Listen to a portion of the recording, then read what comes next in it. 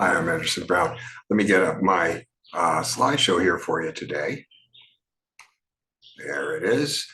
Um, you see the title of my slideshow, my video today is Reading Feminism in the 1970s. The thing is, let me step out of this for a second. See, the thing is that this week I turned 65, and turning 65 is kind of to me, it feels like a little bit of a milestone.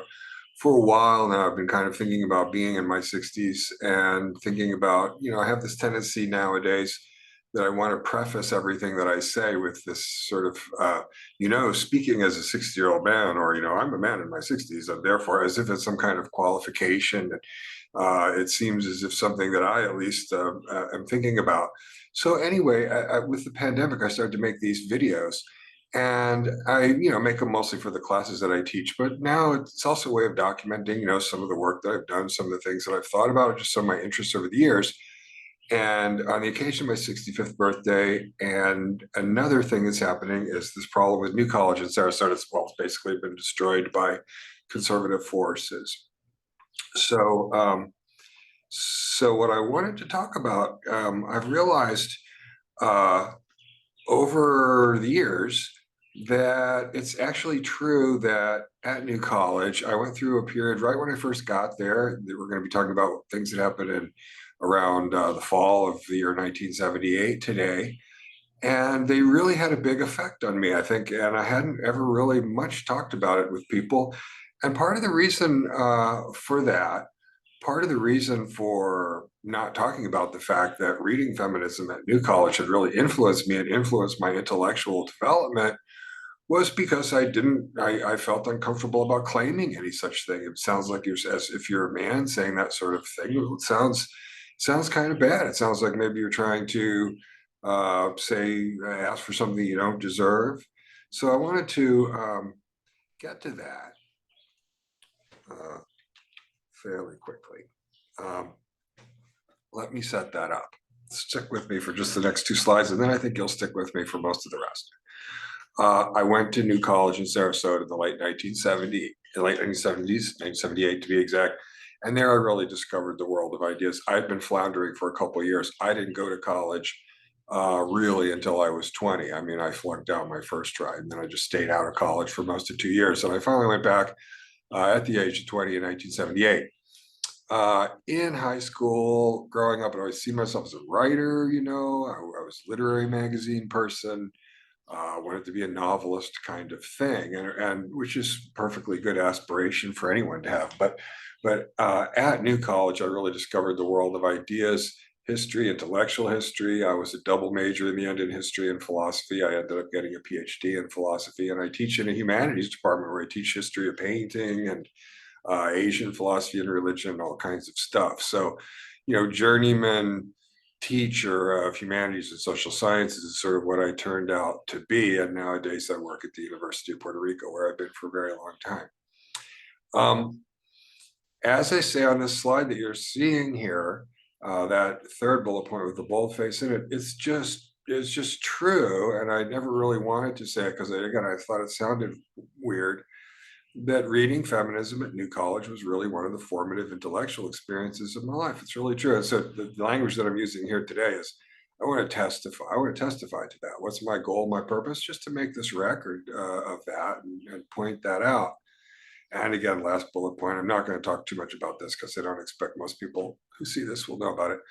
But New College has been where I've done this, where I did this reading 45 years ago, is basically now probably been altogether destroyed by the reactionary governor of Florida who wants to run for president.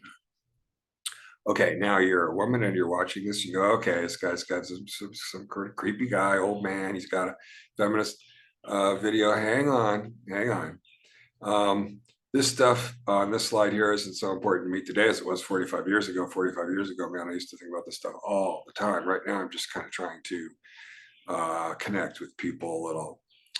Ask yourself this, right? If you're just a straight, or today they would say cisgendered woman, and part of your own fulfillment is you interact with men. Would you say that having a raised feminist consciousness and even sort of being actively engaged with feminism, would you say that helps with that? I mean, what I'm getting at is people say, well, why would this man be interested in some scenario effect? Isn't he just a seducer? Is it just the same stuff? And it is definitely true that I'm just a man like every other man. That, that's the first, if a guy doesn't say that in this material, then you watch out. But look, second bullet point. On the most important level of personal authenticity and fulfillment, I think most people ask yourself, I'm asking you to ask yourself, most people will say that clarity of understanding is worth it. The clarity of understanding is something that you want. Notice clarity of understanding doesn't always solve problems. It just gives us clarity of understanding. Um, I do believe in the long run, if you want to really have a good relationship, you need to look at this kind of material. Um, but I really don't think that it's something that someone sort of gratuitously manipulate. I mean, not if you can, not if you actually understand the ideas that you're studying. So that would be my main mea culpa there. And then as to the third bullet point, this is an intellectual memoir. I'm a 65-year-old man remembering back to when I was a 20-year-old, a very young man in 1978. I'm still the same person. I still really overthink things. I say there, it's not to everyone's taste. If you're not into overthinking things and hypervigilance and analysis, then I'm probably not for you. To each his own. It's not the most important thing in the world. Uh, Thinking about these philosophy is not the most important thing in the world. On my list of most important things in the world. And the last one is, again, just the last bullet point is just self-explanatory. Again, I make no claims whatsoever. I don't have any sort of great, speaking as a 65-year-old man, I don't have any sort of really super great thing to tell you about my experience, other than maybe I tried to understand things and have some understanding. And I, for one, think that certainly does improve the quality of my life. So, all right. I got the story. I got the first bullet point there.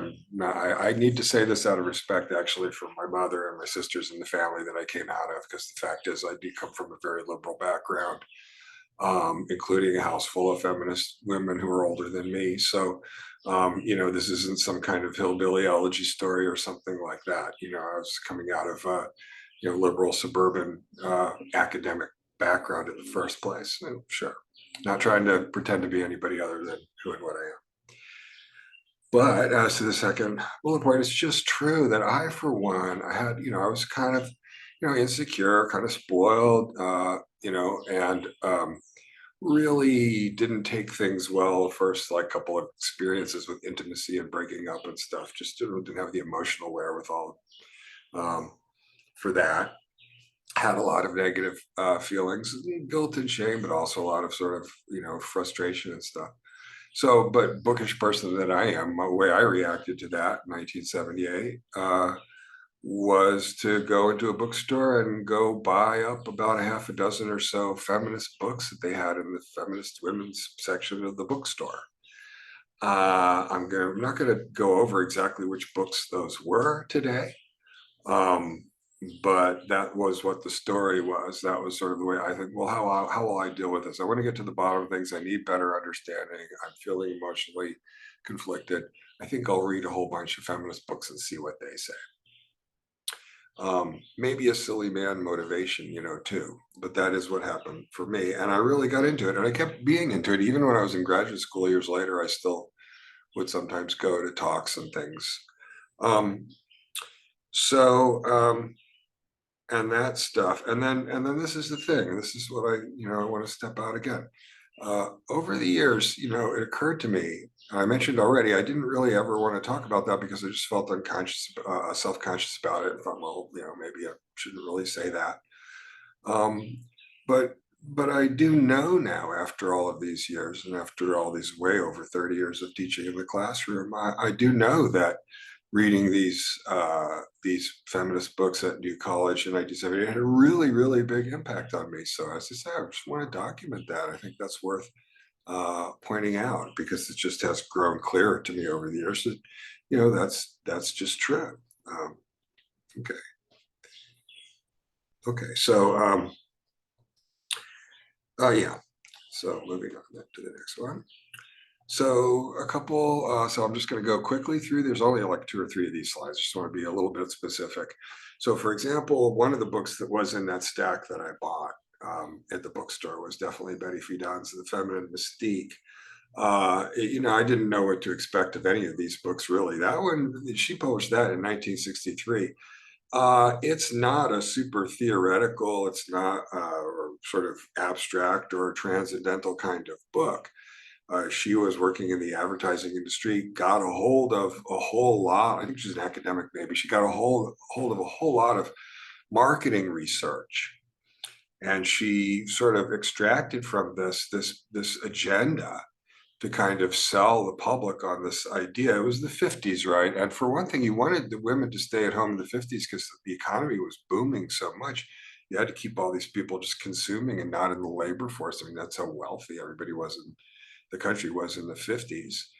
And the idea was that the women would stay home and be housewives. And of course, even then, it's kind of an Ozzie and Harriet kind of air of unreality to all that. I mean, depending on your socioeconomic class, you might or might not have had the kind of aspirations of the world depicted in television advertising in the 1950s. But for the suburban middle class people that Betty Friedan was connecting to, Betty Friedan, one of the founders of the National Organization for Women in the 1960s, they resonated to her message here, which was that these companies have been very much intentionally selling the public on this idea that you bought all these appliances and you were comfortable and you were sort of the master of your domain back there in your house with your vacuum cleaner, right? And all your other stuff that you use to do all this manual labor all day in your little house where you live. Um, and it's a deceptively radical book, I really have to say. And again, published in 1963. Culturally, I would compare it to the television, the latter day television show, maybe Mad Men. Compare those two things. So, all right, that was in the stack. Okay, not a radical thing, a work of sociological research. A really solid piece, though. And then Kate Millett's Sexual Politics. At the time, the idea that there could even, for me, at the age of 20 in 1978, just the idea that there could be a book that the title of the book just was sexual politics, and that's just that idea that there were sexual politics, to me, that was just a really rich idea that I was just ready for at that time. Um, and then, of course, the other thing, and I think the whole book is really, I think her book is mostly remembered for this, that she did these literary critiques, feminist critiques of a lot of literary works. And I was coming out of a high school background where I just wanted to be a novelist, and I was kind of math phobe and didn't have anything to do with much other than writing. I'd been really into Norman Mailer, who had a really striking kind of writing style. He's kind of pumping out all these words. Uh, and uh, and I thought I liked Henry Miller. I'm still not quite sure what I make of Henry Miller, to be honest. I did always sort of think there was something funny about D.H. Lawrence, but Kate Millett really showed something that, to me, again, which was just a revelation. It was just a revelation that someone could bring to bear these feminist critical tools in terms of this kind of literary criticism. And uh, as I say on the slide there, I kept it on my shelf. It was that first edition white cover of Sexual Politics by Kate Millett. I guess I'll mention also on the topic of Kate Millett that it's true of a couple of these people here that they had difficult lives, including brushes with mental illness.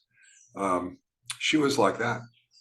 She was very brilliant in her subsequent career after Sexual Politics, writing all kinds of uh, very edgy and deep psychological works. Not easy to be some of these people. And I think that part of me also always has been drawn to people whose marginalization is a little bit difficult for them. I think that's true in artists that I admire, writers I admire, not just in these feminist thinkers, but I notice that it's people like Kate Millett or Mary Daly or Shulamith Firestone, or these are the people that I'm drawn to. And in literature with women writers, it's people like Virginia Woolf, you know, uh, uh, so, all right, maybe. And then this is and then this is something that really struck me. This is The Dialectic of Sex by Shulamith Firestone. Now, a lot of people out there probably never even heard of The Dialectic of Sex by Shulamith Firestone. It's not a really big, long book. I had a little red paperback copy, but I really do think it's remarkable. If I do, I think that someone like me, if you really went back and looked at my intellectual odyssey, your intellectual odyssey, right? You got into this, and then you found that, and then you ended up doing this. That a book like this really had so much to do with that. But I really believe sincerely that it did. What does she do in the book, The Dialectic of Sex? And, again, just taking what I remember from 45 years ago, what I got out of it, and you have sort of the Marxist critique of capital, and you have sort of the Freudian critique of unconscious repressions. And these are sort of pillars of modernism, pillars of sort of the critical machinery of modernism to look at human alienation and make social criticism. And Firestone's inspiration in The Dialectic of Sex is to center the politics of sex as sort of the original politics, the original repression, the original class, and describe Marxism and Freudianism and other tools of social analysis as basically outgrowths of that original. I say in the second bullet point there, original sexism, right? That's the original political relationship. Whatever we might make of that, for me, again, third bullet point on the slide, that was a real revelation, really showing me how you could integrate a lot of things, how you could show, as I say there, that idea of the politicization of everything. You got to remember, this is 1978, okay? Um, and then everything was political, and that you could weave together social theory and psychology the way that she did. And to this day, I mean, sometimes it's like, say, if I'm teaching in a summer class and we're doing something, having a more informal setting, we'll spend like some time on that. It's still a good book that people kind of dig into. By the way, in case you're wondering, because I talk here a couple of points, some of these things that I picked up 45 years ago, I have been teaching in class, and even maybe now, all these years later, still do. What do? I just play it. I just teach it. I just present it. I say, this is good material you should know about, and I just teach it straight. I don't do a lot of apologizing. And I find over the years that the students, the men and the women in the class, if I present it to them in that kind of workmanlike manner, actually with men, sometimes they, I think, can be more responsive. If I'm the teacher, they're less self-conscious, and then I'm giving them permission because I'm into reading it and understanding it, and that gives them permission to do the same. So, there's always that kind of stuff. And Mary Daly and Beyond God the Father. And then she's the author of a series of really remarkable works of literary creativity after that. She sort of goes through two phases. She kind of has her first Catholic philosopher phase, and then she gets into a more radical sort of, she might have called a Wiccan phase later on in the 80s, where you have a more of a quietist period, I think. So today, the idea that religious God talk is androcentric, right, that assumes the masculine nature, the masculine perspective, the masculine gaze, is a truism. I think even conservative theologians in the Vatican are aware of the criticism, aware of the idea. It's pretty basic. 45 years ago in the 70s, that idea was an eyebrow raiser, and people would, and not only that, but people would identify that with Mary Daly. She was famous. There's the famous story that that she insisted on her Harvard Divinity School thesis defense being conducted in Latin. And then, as I said, later on, she went on these books. I had this copy of her book, Pure Lust, and I thought it was really remarkable. And as I say in the second bullet point, you have Gertrude Stein and other people in the modernist literature of the early 20th century making all kinds of meta experiments. And I kind of identified Mary Daly with that. I taught the book in the 1980s in the philosophy of religion class that I used to teach back then. And the reason that I mention that here is that, well, way up in all through the 1980s, people still found Beyond God the Father to not be obvious and to be provocative and to have a lot of interesting development. So that was a book that I stuck with classes for a while. I want to tell you about my silly, crazy project on Nietzsche's misogyny at New College in Sarasota. We had to have 4 independent study projects, and I decided that I would look at Nietzsche's misogyny. And I and I went through and I wrote down all the sexist comments that I could find, and I put them down on little 3x5 cards. I had them in one of the little 3x5 card file box. God knows why. I don't really know what I think he was doing. And in the third bullet point there, I summarized my conclusions. I don't think there are anything particularly unusual. I think there is of some of the comments that seem really mean. Like woman is a little dressed up lie, he says. But I think that's the kind of thing that Kate Millett or Mary Daly or Shulamith Firestone might say. I'm not an apologist for Nietzsche. A lot of stuff he says is not as defensible as that. I remember that there was a woman at the registrar's office when I was putting in my New College ISP on Nietzsche's misogyny, and she just saw the title, and she wasn't sure. She said, I'm a woman. I understand what she says. And I was mumbling something to her. Oh, good. All right. So, I'm not going to go on. I do want to mention Simone de Beauvoir and the second sex. That's what I was thinking of, because there it's just Sartre and de Beauvoir, right? Talk about consciousness as a kind of negation, and in the second sex, so de Beauvoir says, "Woman is not born; she is made," and so she is an existentialist feminist. So, all right, that's that last bullet point there again. And then her basic or methodological critique about the difference between what consciousness really is and what our sort of concrete identity is I think the same as Nietzsche's critique. I would say that, but anyway, that is just silly college stuff. So let me just say this and say it, really gently. I don't have anything too aggressive of a message to impart here. Again, I mostly just want to testify. But first bullet point, when I went to high school and college, when I grew up, it was the women's movement, the ERA and the National Organization for Women and Ms. Magazine. And there was, again, media, books, strong auxiliaries. It was a strong movement. It was the women's movement, the critique of sexism.